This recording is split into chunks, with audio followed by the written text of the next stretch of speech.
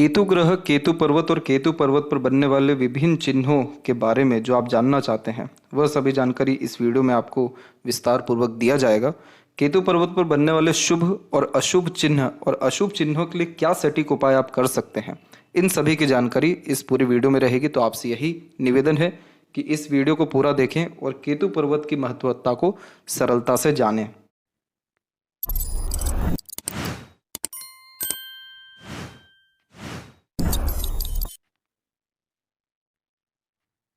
नमस्कार दोस्तों, भगवान आप सभी का भला करे और आपकी सारी इच्छाएं मनोकामनाएं पूरी हों। दोस्तों, केतु का क्षेत्र हमारे हथेली में बिल्कुल लोअर मिडिल पोर्शन में होता है, यानी शुक्र और चंद्र के बिल्कुल बीचों बीच। यहाँ पर अधिकतर जीवन रेखा का अंत होता है या फिर भाग्य रेखा का प्रारंभ इसी क्षेत्र से देखने को मिलता है। केतु के बारे में पहले आप जान लीजिए। केतु हमें हथेली के माध्यम से हमारे धर्म, ज्ञान, मोक्ष, आध्यात्मिक ज्ञान और पूर्व जन्म के सभी कर्मों के विषय में बताता है। केतु ग्रह सबसे पुराना और सबसे बूढ़ा ग्रह कुंडली में माना गया है, क्योंकि यह हमारे पास्ट लाइफ के सारे इवेंट्स को हमारे सामने रख देता है। बड़ी सरलता से केतु पर बनने वाले चिन्ह या विभिन्न तरह की रेखाओं से हम यह जान सकते हैं कि इस जन्म में हमारे कौन से पेंडिंग कर्मास हैं, किन कर्मा को करना सबसे ज़्यादा ज़रूरी है, किन कामों से हमको जीवन में खुशी, संतुष्टि, प्रेरणा अथवा नुकसान भी हो सकता है। ये अलग अलग चिन्ह यहाँ पर हमको दर्शाती है। मिस्टीरियस जितने भी नॉलेज होते हैं वो सब केतु ग्रह के अतिरिक्त ही आते हैं। जीवन में जो भी अचानक से शुभ या अशुभ होता है वो भी केतु ग्रह में आता है। भूत, पिशाच, प्रेत, बाधा, हवा लगना, ये सारी चीजें भी केतु ग्रह के ही अतिरिक्त आती है। सारे जीवन का लेखा जोखा हमको केतु ग्रह के अतिरिक्त ही देखने को मिलता है। इसीलिए यह जीवन हमारा कैसा रहा, अंततः हमें मोक्ष मिलेगा कि नहीं, यह हमको केतु पर बनने वाले विभिन्न चिन्हों से प्राप्त हो जाता है। और हमारा बुढ़ापा भी कैसा रहेगा, हमारा पूरा जीवन कैसा रहेगा, ये हमको केतु से पता चलता है। तो सबसे पहले यहाँ पर अगर आपकी भाग्य रेखा केतु के क्षेत्र से प्रारंभ हो रही है तो ये समझ जाइए आप इस जन्म में अपने पिछले जन्मों के कर्मों को ही वापस करने आए हैं। ऐसे जातक 100% केसेस में किसी न किसी टैलेंट के साथ देखने को मिलते हैं बाय बर्थ। बिल्कुल यह जातक वो होते हैं जो एक गरीब परिवार में भी जन्म लेकर के बहुत अमीर हो जाते हैं, या उस परिवार को प्रगति, उन्नति या फिर बहुत ज़्यादा ही विकसित करके जाने वालों में से होते हैं। इसी तरह अनेकों तरह की भाग्य रेखा होती है, लेकिन सर्वप्रथम जो महत्वपूर्ण चिन्ह या रेखा है वो यही है कि यहाँ से थोड़ी बहुत भी अगर आपकी भाग्य रेखा ऊपर की ओर उठी है तो आपके पास गॉड गिफ्टेड कोई ना कोई टैलेंट है, उसका यूटिलाइजेशन करिए। और ऐसे जातकों का बचपन भी वास्तव में बहुत सुखमय और अच्छा देखने को मिलता है। जिन किसी का भी केतु पर कोई भी रेखा नहीं होता, भाग्य रेखा नहीं होता, सिर्फ जीवन रेखा आ रहा हो, जीवन रेखा अगर स्पष्ट रूप से आ रहा हो तो ऐसे जातक अपने जीवन को सही अंजाम दे सकते हैं। लेकिन अगर जीवन रेखा भी यहाँ पर सही ढंग से नहीं पहुँच रही हो तो अधिकतर ऐसे जातकों का बचपन गरीबी में, तकलीफ और परेशानियों में और अलग अलग तरह की बीमारियों में देखने को मिलता है। अब यहाँ पर आपको सर्वप्रथम कुछ शुभ चिन्ह और अंततः नकारात्मक चिन्ह और उनके जो सटीक उपाय हैं वो भी आपको दिया जाएगा। तो सबसे पहले यहाँ पर जो चिन्ह सबसे ज़्यादा जो प्रसिद्ध हुई है वो चिन्ह है फिश सिंबल। किसी भी तरह से यहाँ पर मछली चिन्ह का आकृति अगर बनता है तो ऐसे जातक का जीवन सफल माना जाता है। ऐसे जातक ने अपने जीवन में सारे के सारे अच्छे कर्म किए हुए रहते हैं, या ऐसे कर्म जो मोक्ष प्रदान करने वाले हों। तो ऐसे जातकों के जीवन में कितनी ही उतार चढ़ाव, तकलीफ, परेशानी और भयानक संघर्ष क्यों ना हो, बुढ़ापा अंततः संतुष्टमय, खुशमय वो शांतिपूर्वक बीतने वाला होता है। इसीलिए मछली का चिन्ह यहाँ बहुत शुभ माना जाता है, क्योंकि ये पूरे हथेली की रेखाओं को ही बदल देता है, क्योंकि ये जड़ है। अगर आपका जड़ अच्छा है तो पेड़ अच्छा होगा ही, पेड़ अच्छा है तो फल अच्छे प्राप्त होने ही हैं। तो अगर फिश सिंबल है तो ये समझ लीजिए कि ईश्वर ने आपको आध्यात्मिक, धार्मिक ज्ञान बहुत अच्छे से दिया है। आपके अंदर आकस्मिक शक्तियाँ हैं, उसका उपयोग आप चाहे तो अच्छे इस स्तर पर कर सकते हैं दूसरों की मदद करके, चाहे तो अपने लिए कर सकते हैं, चाहे तो दूसरों को दे करके जा सकते हैं। लेकिन मछली का चिन्ह सक्सेसफुल लाइफ का सबसे बेस्ट एग्जाम्पल देखने को मिलता है। दूसरा जो चिन्ह होता है यहाँ पर वो होता है बायफोर्क का साइन। बायफोर्क के साइन के बारे में विस्तार पूर्वक बहुत बात की जा चुकी है, लेकिन केतु के क्षेत्र पे दो मुखी रेखा से जब जीवन रेखा प्रारंभ होती है, क्योंकि ये क्षेत्र तो प्रारंभ का है केतु के लिए, तो ऐसे जातक अलग अलग ऊर्जाओं को बटोर के अपने जीवन को बहुत स्थिर व स्पष्ट करते हुए दिखाई देते हैं। पहले इनका जीवन बहुत उलझा रहेगा, बाद में इनका जीवन धीरे धीरे बहुत अच्छा होता जाता है। इसीलिए ऐसे व्यक्ति को यात्राओं के माध्यम से किसी भी तरह से मंदिर जाने से, कितनी भी असहाय लोगों की मदद करने से हमेशा भाग्य में उन्नति प्रगति देखने को मिलती है। तीसरा जो चिन्ह है वो यहाँ पर स्टार का साइन है। स्टार का साइन वैसे तो बहुत ही रेयर होता है, लेकिन ये जब भी देखने को मिल रहा है तो ऐसे जातकों के पास हमेशा पर्याप्त मात्रा में धन रहा है। ऐसे जातक की उन्नति उनके घर परिवार या पूरे कुल में सबसे सर्वाधिक स्तर पर रही है।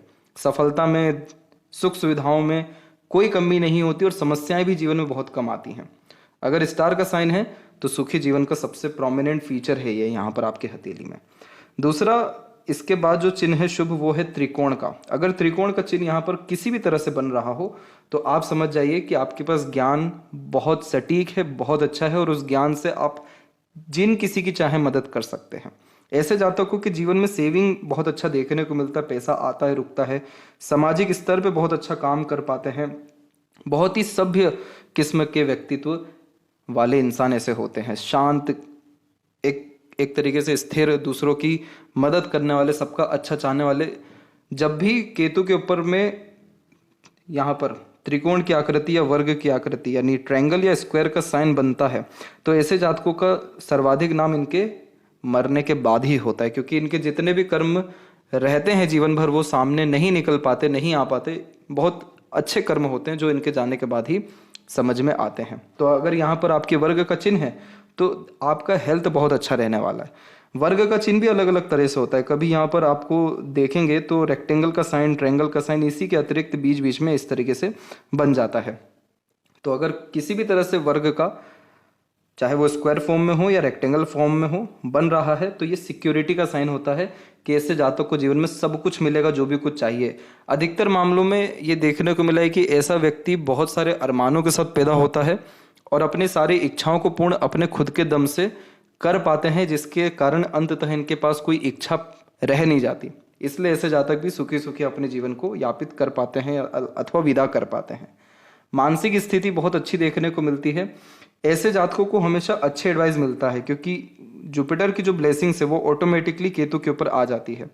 तो ऐसे जातकों की जो संगति है, रहना सहना है, वो सब बहुत अच्छे स्तर का देखने को मिलता है। तो अगर यहाँ पर स्क्वायर का साइन है तो आपका कभी भी नाम खराब नहीं होने वाला है, सुख सुविधाएं कम नहीं होने वाली है, ईश्वर की कृपा दृष्टि कम नहीं होने वाली है, और उसी के अतिरिक्त जब भी परेशानी कष्ट रहेगा तो एडवाइजेस सजेशंस भी आपको बहुत अच्छे मिल पाएंगे। इसके अलावा त्रिशूल का चिन्ह यहाँ पर देखने को मिलता है और इसको फाइंड करना थोड़ा सा रेयर होता है, लेकिन जब भी लाइफ लाइन के एंड में इस तरह के बायफोर्क के साइन हो तो ये इस बात का प्रमाण है कि आप पूर्व जन्म से बहुत सारा ज्ञान लेकर के आए हैं। आपका जितना भी रिश्ता इस जन्म में बन रहा है वो सारे रिश्ता पिछले जन्म का ही है, जो आपको सुख पहुंचाने या फिर आपको या आपसे दुख लेने के लिए आ रहा है। तो ऐसे जातकों के साथ कभी भी अच्छा हो या बुरा हो, हमेशा ईश्वर का ही नाम लेते हैं। शिव जी की आराधना, रुद्र की आराधना, शिव जी के जितने भी अवतार हैं उन सब की आराधना के अतिरिक्त ऐसे जातकों का ध्यान जो है देखने को मिलता है। हमेशा ऐसे जातकों की भक्ति बढ़ते रहती है, विशेष तरह की योग्यता होती है, क्षमता होती है, जिसका उपयोग करिए अपने नाम को या कीर्तिमान को अच्छे तरह से स्थापित कर पाते हैं। अगर यहीं पर कोई भी रेखा ना हो, हल्की फुल्की एक दो अगर आपको रेखा दिख रही हो, जिन्हें खड़ी रेखा कहते हैं, तो इन्हें अपॉर्चुनिटी लाइंस कहते हैं। यहाँ पर कि ऐसे जातक को रातों रात कोई आइडिया आया, अगले दिन काम किया, अपॉर्चुनिटी में तब्दील हुई, सफलता मिल गई। तो जिन जातकों को अचानक से किसी आइडिया के द्वारा, जो इनको खुद आता है, कहीं और से नहीं मिलता, उसको इम्प्लीमेंट करके जो सफलता मिलती है, वो यहाँ पर इस तरह की सीधी खड़ी रेखा इंडिकेट करती है। अगर ये ज़्यादा भी हो तो कोई परेशानी नहीं, ज़्यादा अपॉर्चुनिटीज आती है। अधिकतर मामलों में इधर 3 से 4 रेखाएं होती हैं, और जब भी ऐसे कॉम्बिनेशन होते हैं तो ऐसे जातक हमेशा अपने लाइफ में रिग्रेट करते हैं कि बहुत अच्छी अपॉर्चुनिटीज आई थी सभी चीज़ों के रिगार्डिंग, प्रॉपर्टी के रिगार्डिंग, कहीं इन्वेस्टमेंट्स के रिगार्डिंग, कहीं किसी को शादी के रिगार्डिंग, किसी को एजुकेशन के रिगार्डिंग, डिपेंड करता है बाकी हाथ की रेखा क्या है।